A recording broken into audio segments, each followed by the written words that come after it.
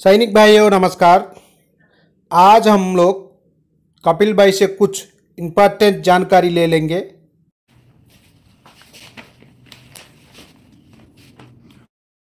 नमस्कार दोस्तों, जो कुछ मैं कहने वाला हूं उसके बाद में आपके रोंगटे खड़े हो जाएंगे कि जो पूर्व सैनिक हैं, जवान जेसीओज हैं, 75 सालों में ये गड्ढे किसने खोदे और 2006 से लेकर 2012 तक इन गड्ढों को और खोद दिया गया, जिसके कारण आज जवान पूरे देश के न्याय मांगने के लिए सड़कों पे। पिछले 1 साल आंदोलन भी चला है। मैंने पिछले 7-8 दिन में बहुत सारे डॉक्यूमेंट निकाले, बहुत सारी स्टडी भी करी कि एक्चुअल में है क्या। 2024 का इलेक्शन चल रहा है। 140 करोड़ लोग अपने अपने वर्ग के लिए कि राजनीतिक पार्टियों ने क्या घोषणा करी है, कांग्रेस ने क्या किया है, बीजेपी ने क्या घोषणा करी है और आने वाले 5 साल में वो हमारी बेहतर जीवन सत्र के लिए क्या क्या करेंगे। चाहे भाई उसमें किसान है, चाहे भाई उसमें मजदूर है, चाहे उसमें कोई भैंस बकरी को मछली का पालन करता है, चाहे कोई वैज्ञानिक है, चाहे कोई सेंट्रल गवर्नमेंट का कर्मचारी है, चाहे देश की अर्थव्यवस्था है, चाहे विदेश नीति है, चाहे कुछ भी है। अलग अलग सब्जेक्ट से यह पता लगता है कि 5 साल में ये क्या करेंगे। और पूर्व सैनिक भी अपने लिए देखते हैं भाई कौन सी पार्टी क्या करेगी।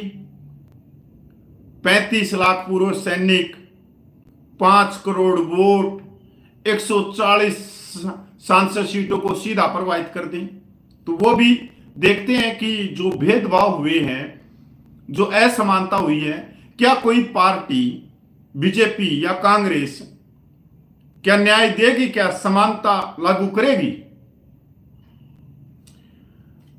चलिए भाइयों, छोटा सा एक वीडियो दिखाऊंगा आप लोगों को।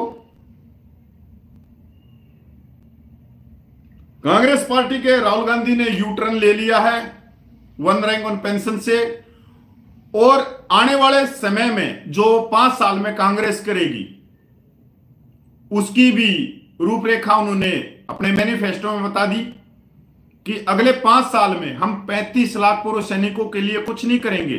जो हमने 1973 से लेकर 2012 तक हमने जो किया है, हम वही करेंगे। सिर्फ एक वर्ग को ज्यादा से ज्यादा हम फायदा पहुंचाएंगे, और वो फायदा पहुंचाएंगे जो 35 लाख पूर्व सैनिक जवान जैसे उनकी जेब से निकाल के और एक जेब में डालेंगे। अब ये भी आप सोच रहे होंगे कि स्वर्गीय इंदिरा गांधी से लेके और आज 2024 में राहुल गांधी के ऊपर अगर किसी का दबाव है तो वो है कांग्रेस सैनिक प्रकोष्ठ का। कांग्रेस सैनिक प्रकोष्ठ बहुत पावरफुल है, जो मतलब एक तरह से अपने एजेंडे को या इनका ब्रेन वॉश करने की बात हो कांग्रेस नेताओं को, वो बहुत बेहतरीन तरीके से कर सकता है। बीजेपी जो बीजेपी है उसका जो सैनिक प्रकोष्ठ था वो सिर्फ 15 सितंबर 2013 की रेवाड़ी रैली तक सीमित था, क्योंकि उस रेवाड़ी रैली ने जिन्होंने ने करवाई, कोई गाजियाबाद का सांसद बनाया जो अब लेह लद्दाख का गवर्नर बना दिया, या बहुत सारे और को राज्यपाल बनाया, सांसद बनाया। पर उसके बाद में बीजेपी ने जो बीजेपी सैनिक प्रकोष्ठ है उनकी बातों को एक तरह से नहीं माना या बीजेपी सैनिक प्रकोष्ठ को हैवी नहीं होने दिया। पहले आप ये वीडियो देखो। मेडिकल फैसिलिटी में था, उन्होंने 4 साल का किया सर।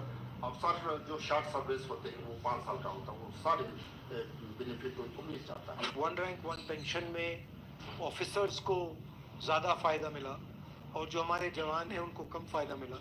मगर शायद ओआरओपी ज्यादा जवान को चाहिए होता है, मतलब उसके लिए ज्यादा जरूरी है कि ऑफिसर के लिए। और एंड में लड़ता तो जवान है, ऑफिसर लड़ता है मगर जवान मतलब हजारों में जाके लड़ता है, आपने पूरी जिंदगी अपनी हिंदुस्तान की रक्षा करने में दी। पूरा सर हमारा जवानी तो बच्चे रग खून निकलना ये हिंदुस्तान के लिए जान देने के लिए तैयार है सर।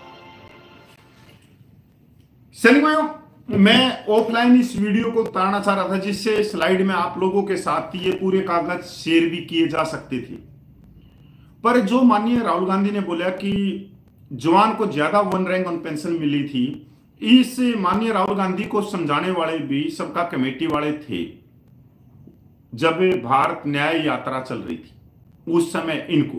उसके बाद में जैसे इनका ये बयान आया, उसके बाद में इस बयान से पलटी मार गई, क्योंकि जो कांग्रेस सैनिक प्रकोष्ठ है वो इन पे हावी हो गया कि आप ये क्या करना चाह रहे हो, क्या नहीं करना चाह रहे। और जैसे ही मैनिफेस्टो इनका निकला कांग्रेस पार्टी का, वन रैंक ऑन पेंशन 2014 को हम लागू करेंगे।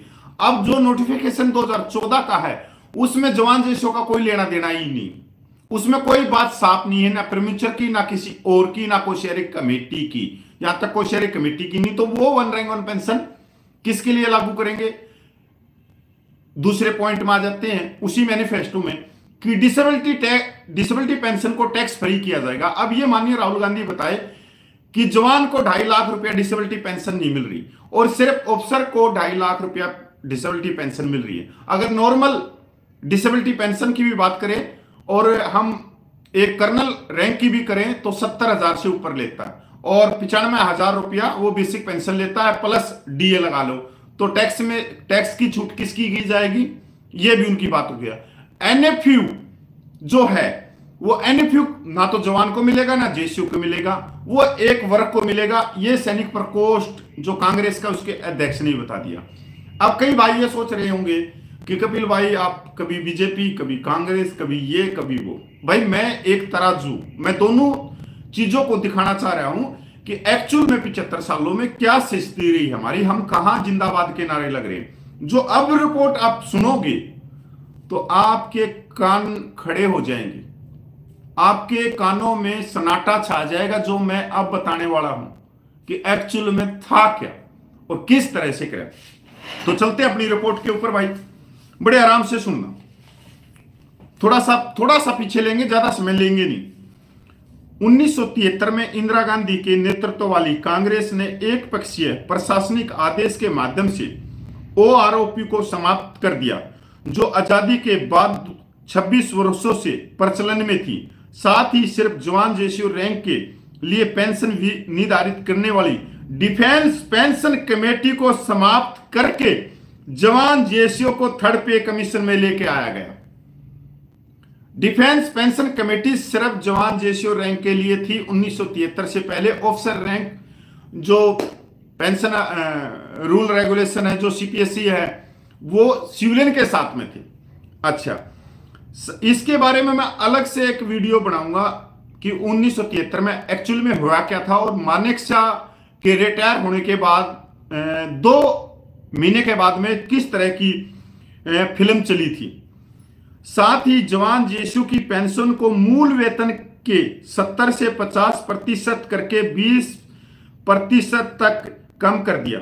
साथ ही 1973 में जब सैनिक 15 साल की सेवा के बाद 33 से 36 साल की उम्र में सेवानिवृत्त हुए तो उन्हें पेंशन के रूप में वेतन का 30% से कम मिलता था। इस प्रकार सैनिकों की पेंशन 20% नहीं बल्कि 40% घटाकर 70 से 30% की गई। यहां समझने की जरूरत यह है कि जो जवान जेसीयू जो पेंशन ले रहे थे 70% से ज्यादा, उनके पेंशन को 50% नहीं किया गया, 30% किया गया। 2016 तक आप लोगों ने मालूम 568 सर्कुलर यही है यही कि जो 2006 से पहले जो सिर्फ 30% पेंशन ले रहे थे वो 2016 में उनकी पेंशन को 30 से 50% किया गया। और जो ऑफिसर सिर्फ 30% 1/3 जो पेंशन लेते थे उनकी पेंशन को 50% किया गया। अब आगे, फोर्थ पे कमीशन में राजीव गांधी सरकार ने ऑफिसर को पे रैंक दिया जो 1986 से 2006 तक चलता रहा, पर जवान जेसीओ के लिए कोई सिफारिश नहीं गई। पे रैंक सिर्फ ब्रिगेडियर रैंक तक दिया गया। जिस तरह से मिलिट्री सर्विस पे सिर्फ ब्रिगेडियर रैंक तक है, पर बाद में जब इसके अंदर विसंगतियां हुई कि एक ब्रिगेडियर मेजर जनरल से कैसे ज्यादा ले सकता है, ये वहीं से इस चीज को पकड़ा गया था। जब मिलिट्री सर्विस पे 2006 के पे कमीशन में लाई गई तो सिर्फ रखी गई ब्रिगेडियर रैंक तक, क्योंकि उनको मालूम था कि जो पे रैंक है जिसको राजीव गांधी सरकार ने दिया था उसके अंदर ब्रिगेडियर ज्यादा लेगा तो कोर्ट कचहरी में भी जाएंगे तो मेजर जनरल की ऑटोमेटिक बढ़ जाएगी। जिस तरह से मिलिट्री सर्विस पे बढ़ी, आज मेजर जनरल भी ले रहा है और लेफ्टिनेंट जनरल भी ले रहा है। आप लोगों को मालूम ही नहीं है, क्योंकि ये तो कोर्ट के आदेश हैं, चंडीगढ़ हाई कोर्ट का आदेश है। साल 2009 में कैबिनेट सचिव के एम चंद्रशेखर कमेटी की रिपोर्ट आई। पेंशन के अनुपात को बांटने के लिए सिफारिश की गई कि जवान जेसीओ को 2008 से दिया जाए और ऑफिसर को 2006 से। आप कांग्रेस के बहुत सारे सैनिक प्रकोष्ठ के अध्यक्षों के आप न्यूज चैनल पे या कहीं भी यूट्यूब चैनल पे जो है उनकी बात सुनते होंगे कि कांग्रेस सरकार ने 10 साल में 3 बार पेंशन बढ़ाई। ये बिल्कुल गलत है, ये बिल्कुल गलत है, ये धोखा है। ये चीजें जो कैबिनेट सचिव के एम चंद्रशेखर की जो रिपोर्ट आई वो 2009 में आई और उन्होंने जो अनुपात हो रखा था पेंशन के अंदर उसको बढ़ाने के लिए कहा कि 2006 से पहले वाले तो सिर्फ 30% ले रहे हैं और 2006 के बाद में जो रिटायरमेंट आए हैं वो ज्यादा ले रहे हैं, इस अनुपात को पाटा जाए। पर उसने जो सिफारिश करी 2009 में, उसने कहा कि जो जवान जेसीओज हैं उनको 2008 से दिया जाए और जो ऑफिसर है उनको 2006 से दिया जाए। अब इसके पीछे भी एक लॉजिक है कि अगर जवान जेसीओज को कांग्रेस 2006 से देती तो खर्चा ज्यादा बढ़ता। अब का उस समय आंदोलन भी चल रहा था, जवान अपनी मांगों के लिए ऑफिसर के नेतृत्व में आंदोलन कर रहे थे। अब जो समझाने के लिए जो बड़े आए कि भाई ऑफिसर को दे दो 2006 से, तो ये जो जवान है इनको मालूम ही नहीं कब से दिया कब से नहीं दिया, क्योंकि ना तो फोन, ना नेट, ना मीडिया, ना अखबार। जंगलों में रहने वाले, देहात में रहने वाले, बिजली जब तक गई नहीं, सड़क रोड है नहीं। आज तो ठीक है हमारे पास में बाइक भी है, बड़ी बड़ी गाड़ियां भी हैं, बिजली भी आ रही है, नई बिजली आ रही है, तो इन्वर्टर लगा हुआ है। मैं बात कर रहा हूं 2009 की। उसके बाद में सर्कुलर 430 निकला और जिसमें जवानों की मामूली पेंशन बढ़ा के जो आज ये कह रहे कि हमने पेंशन बढ़ा दी, इसका खुलासा मैं आगे करूंगा कि 430 था क्योंकि 430 सिर्फ दिखाने के लिए था। और जब 430 के ऊपर कैबिनेट की मंजूरी मिली उस समय चुनाव भी डेट निकल चुके थे। 2009 में तो चुनाव हुआ था लोकसभा में, ये सिर्फ एक वोट खींचने का एक तरीका था, चुनाव का एक मुद्दा था। उसके बाद में 501 में सूबेदार को छोड़ दिया, ये सबसे बड़ी बात हुई। सर्कुलर नंबर 501 में सूबेदार को छोड़ के और भाई सिपाही से हवलदार की उसमें बढ़ोतरी, मेहरबानी, और उसमें वेंटेज दिया गया 501 में, जिसको कांग्रेस ये कह रही है कि 501 सर्कुलर हमने दिया, वो इन्होंने नहीं दिया। वो मेहरबानी थी स्वर्गीय राष्ट्रपति अब्दुल कलाम की, जिसमें 2 साल का वेंटेज दिया गया, तो उसमें कांग्रेस का कोई लेना देना कोई नहीं। 502 सर्कुलर निकले कांग्रेस राज में, अचंबा हो गया। फैमिली पेंशन ज्यादा ले रही और जो सर्विस करके आए वो कम ले रही। इनके इतने बड़े गड्ढे खोदे इन्होंने 2006 से लेके, जो गड्ढे भरे ही नहीं जा सकते। कमीशन रैंक पे से ब्रिगेडियर मेजर जनरल से ज्यादा लेने लगा, जो मैंने पहले बताई थी। 2009 में ऑफिसर मेमोरेंडम निकालते हुए सरकार ने सिर्फ ऑफिसर की पेंशन बहुत ज्यादा पेंशन में इजाफा किया। लेफ्टिनेंट से लेके ब्रिगेडियर तक 3 लाख से 8 लाख का एरियर मिला। ब्रिगेडियर को 8 लाख रुपए का एरियर मिला 2009 में। इस चीज को ये नहीं बताएंगे। और इसके ऊपर जो खर्चा होया वो 1800 करोड़ रुपए का हो गया। और उस समय वन रैंक वन पेंशन की भी मांग चल रही। 1800 करोड़ रुपया सिर्फ किसके लिए? रैंक पेंशन के लिए। जबकि रैंक पेंशन राजीव गांधी ने जवान जेसीओ को नहीं दी, जबकि रैंक तो सिपाही भी है, हवलदार भी है, जेसीओज भी है, सूबेदार मेजर भी है, ऑन रेडी भी है, उनको नहीं दी। और रैंक पे 2009 में क्योंकि ब्रिगेडियर ज्यादा लेने लग गया था और इन्होंने पिछले दरवाजे से 1800 करोड़ तो ऑटोमेटिक आ गया। समझ में आ जाएगा आपको क्या किया। कांग्रेस सत्ता से जाती हुई एक बड़ी प्रॉब्लम छोड़ जाती है, जो सर्कुलर 430 में ठीक नहीं करती हुई, वो थोड़ी सी मामूली सी बढ़ा के पेंशन, और जो 2006 से पहले रिटायरमेंट आए हैं उनकी 50% नहीं करती। और ये जो बड़ी प्रॉब्लम है ये पहना जाती है बीजेपी के गले में। अब बीजेपी सत्ता में आना था, उन्होंने वादा कर दिया वन रैंक वन पेंशन का। अब सत्ता में आने के बाद में उनको पता लग गया कि 2006 से पहले वाले जवान तो सिर्फ 30% मूल वेतन का पेंशन में ले रहे हैं और 2006 के बाद वाले 50% लेने लग रहे हैं। सबसे बड़ी प्रॉब्लम तो यही है, इस प्रॉब्लम को कैसे ठीक किया जाए। बीजेपी के तो गले की हड्डी बन गई भी है कि हम 555 सर्कुलर में अगर पेंशन देते हैं तो वो विसंगति तो बहुत बड़ी रहेगी, ये तो कभी होगा ही नहीं। तो क्या किया, सर्कुलर नंबर 568 निकाला बीजेपी ने 2016 में। प्रॉब्लम किसकी? कांग्रेस की।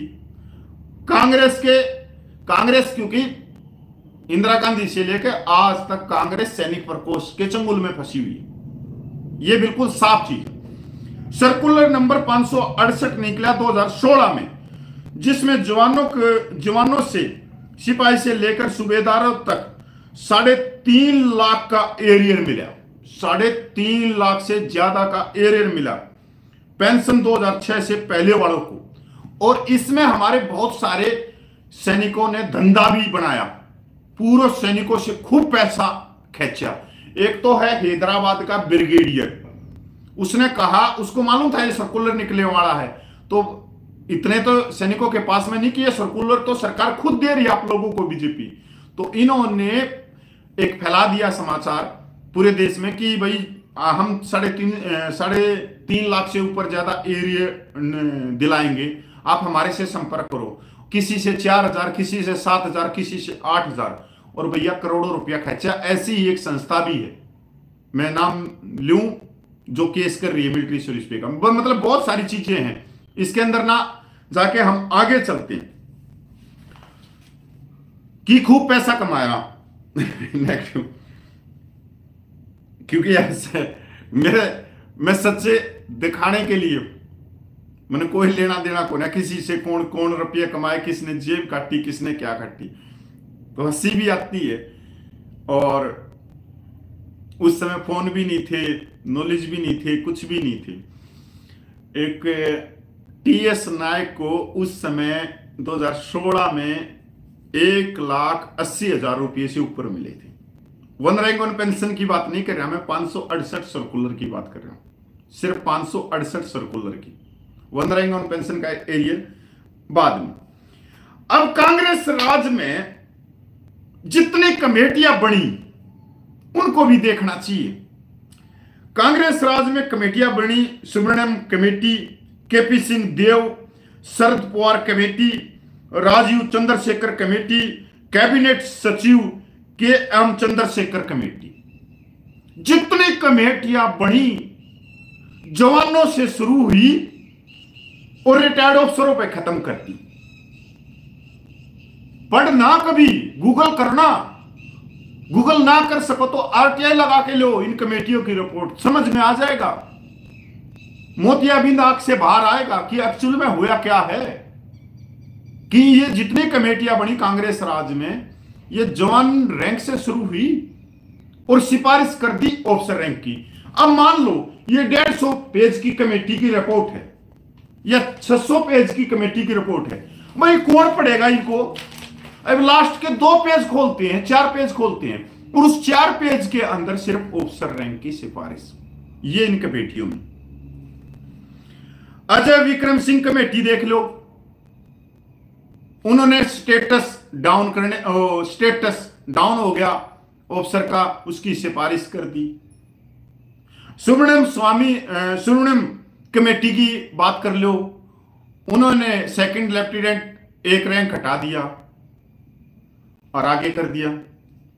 अच्छा, अजय विक्रम सिंह कमेटी की बात याद आ गई, क्योंकि पहले जो कमांड मिलती थी वो 20 से 25 साल में मिलती थी, उन्होंने उसको प्रोफाइल को चेंज कर दिया।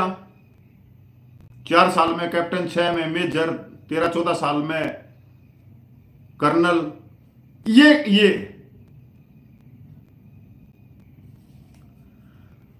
एक नाम और आता है, राजीव चंद्रशेखर। कौन है ये? साउथ के जानते होंगे, ये बीजेपी के माने हुए सांसद हैं और ये एयर कमांडोर जो ब्रिगेडियर रैंक का एक रैंक होता है उसके लड़के हैं। राजीव चंद्रशेखर 2006 से वन रैंक पेंशन के लिए इन्होंने आवाज उठाई, लगातार उठाते रहे, पर आज तक मैंने जब इनका खंखाड़ा, और आज भी ये ओआरपी की बात करते रहे, पर मैंने कहीं भी इनकी रिपोर्ट में जवान जेसीयू का नाम नहीं देखा। समझ सकते हो आप? भाई ऑफिसर के लड़के हैं तो ऑफिसर उनके पास में गए, भाई परिवार ही होता है। अब मान लो मैं सांसद बन जाऊं तो भाई मेरे पास में जो मेरे को हिमाचल के पूर्व सैनिक जानते हैं, कर्नाटक के पूर्व सैनिक जानते हैं, या जम्मू कश्मीर के पूर्व सैनिक जानते हैं, उत्तर प्रदेश के पूर्व सैनिकों के अध्यक्ष जानते, मेरे पास में आएंगे और अपना दुख दर्द बताएंगे। मैं तो उन्हीं की आवाज उठाऊंगा। मैं तो सबसे पहले मेरा कर्तव्य बोलता, जिस रैंक से मैं हूं या मेरे पिताजी जिस रैंक से आए हैं, कोई नायक से या जेसीओ से या सूबेदार मेजर से आए, तो मैं उसकी बात करूंगा।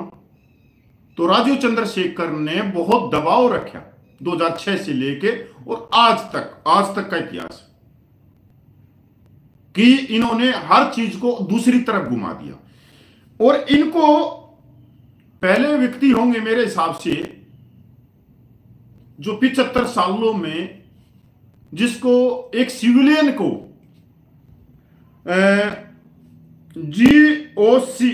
जीओसी इनसी कमेमोरेशन कार्ड से सम्मानित किया गया। ये पहले आदमी होंगे ये सांसद 75 सालों में जिस सिविलियन को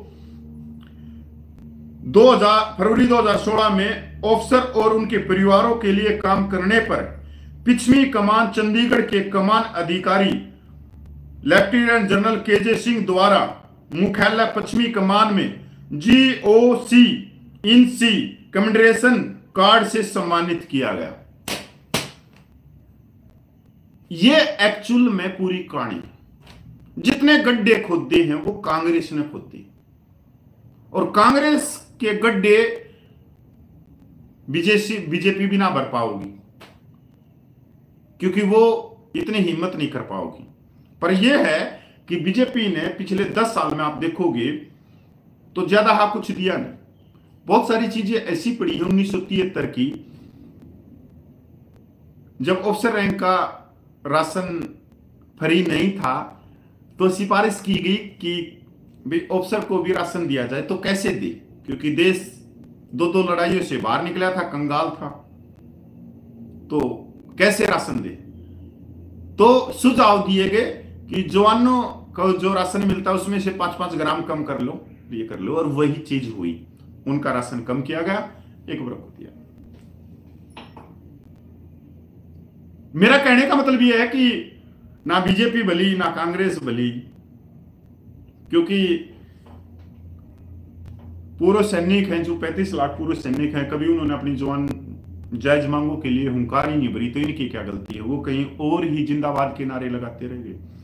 आज वो सोच रहे हैं कि फलाना व्यक्ति सांसद बन जाएगा, वो संसद में चला जाएगा, वो प्रधानमंत्री बन जाएगा।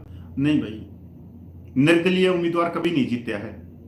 2019 का रिकॉर्ड बोलता है 4 निर्दलीय जीते थे और चारों हाई प्रोफाइल थे, बहुत अच्छे पैसों वाले थे। और जो आप देख रहे हो ना, ये सूबेदार चौहान वर्गे, इनको कभी नहीं। इन्होंने 4 पार्टियां तोड़ ली और सभी इन पार्टियों में भी रह के ही आए हुए, इसलिए अपने हकों के लिए खुद आगे बढ़े, खुद हुंकार भरे। अगर कुछ मिल सकता है तो आपके जो बाबा भीमराव अंबेडकर ने जो संविधान हमारे को दिया, जिसमें स्वतंत्रता से बोलने का अधिकार दिया, न्याय मांगने का अधिकार दिया, समानता मांगने का अधिकार दिया है, तो उसी से आप आगे बढ़ सकते हो। और जो मैंने कहा है कभी गूगल भी कर लिया करो कि एक्चुअल में था क्या। और जो कांग्रेस आज पार्टी बोल रही है, कांग्रेस के मैनिफेस्टो से पता लग रहा है कि कांग्रेस आने वाले समय में क्या पता जवानों की जो पेंशन मिल रही उसी को खा ले। इसके मैनिफेस्टो में बिल्कुल साफ लिखा है। मैंने राहुल गांधी ने जो कुछ बोला वो एक अलग चीज थी। अगर आज भी राहुल गांधी इन चीजों को, जो 1 साल तक पूर्व सैनिक वहां बैठे रहे, उनके बारे में सोचे, तो पूर्व सैनिक भी वोट देने के लिए सोच लेंगे। अगर बीजेपी सोचे तो बीजेपी के को वोट दे देंगे, या कोई अन्य दल तो है ही नहीं। आपको पता है सेंट्रल गवर्नमेंट में तो 2 ही सरकार। नमस्कार, जय हिंद। जितना समय दिया और बहुत मेहनत करिए आप लोगों तक जागरूकता पहुंचाने के लिए। इस वीडियो को अगर आपको अच्छा लगा तो भाई शेयर कर देना नैतिकता के हिसाब से। जय हिंद, वंदे मातरम, जय भारत।